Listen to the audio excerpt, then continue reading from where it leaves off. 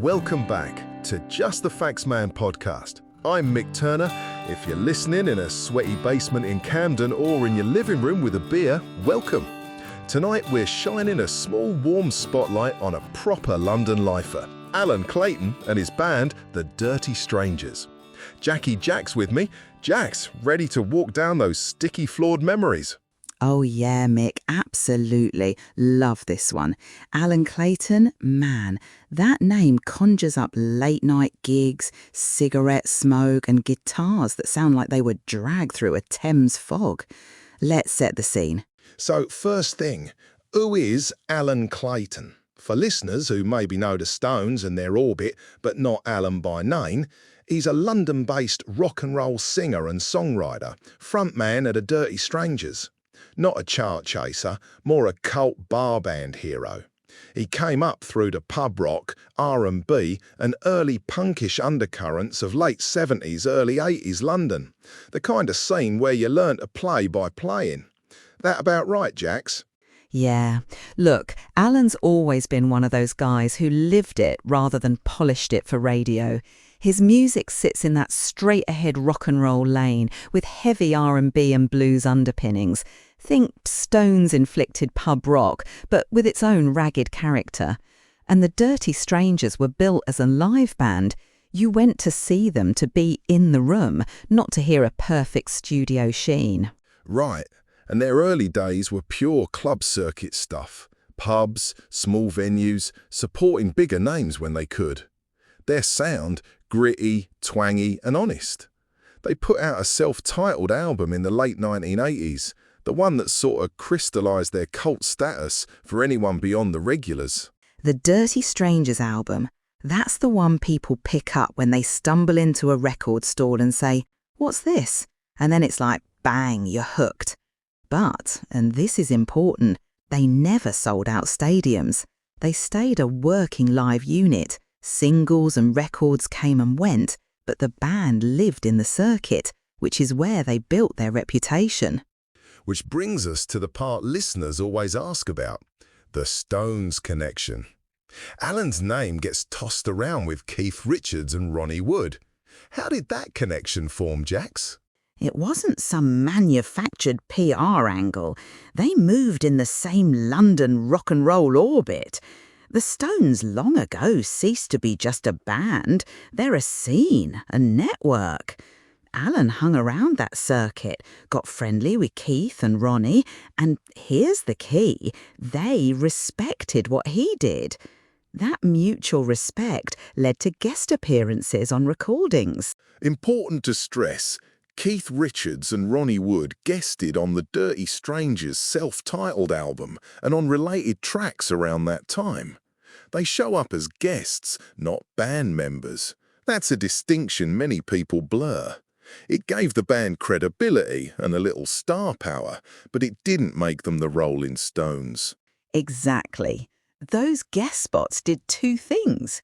They shone a light on Alan to a wider group of Stones devotees, and they reinforced the idea that there's this continuum of British rock, pub bands influencing or hanging with giants. But the Dirty Strangers kept their identity. They were never the Stones with Alan. Now, people always want to know if Alan and Keith are still best mates. The truth is, and we should be careful here, publicly available info shows they remained on friendly terms, collaborators in the past and part of the same scene. But there's no up-to-the-minute public confirmation about the private nature of their friendship. So we can say they were close and collaborated, they stayed on good terms as far as the record shows. Yep, no tabloid-style claims from us. We only look for just the facts, man. It's that old musicians thing, friendships that exist in the studio, on stage, in the pub, and that's often all that's documented. People should avoid saying more than the evidence supports. A question that pops up a lot, is there an authorised Alan Clayton biography? Short answer, not in the big publisher exhaustive sense like you'd get for a major star. There is, however, an authorised biography written by John Wombat titled Alan Clayton of the Dirty Strangers, the authorised biography, which is available on Amazon in paperback. There are interviews, profiles and smaller-scale write-ups, the kinds of oral histories and magazine pieces that capture the road stories and gigs. Those are gold, by the way. Totally. And from my side of the ropes, having run tours for a lot of these kinds of bands, those smaller histories are often the most interesting. The liveliness, the mismatched tour buses, the late calls to soundmen, that's the texture you get in those interviews. Are the Dirty Strangers still playing? The short version, intermittently active. They never did a clean retirement announcement, and they didn't vanish. Over the years, they've popped up with gigs and occasional releases. These lifer bands tend to ebb and flow, sometimes steady gigging, other times long quiet spells.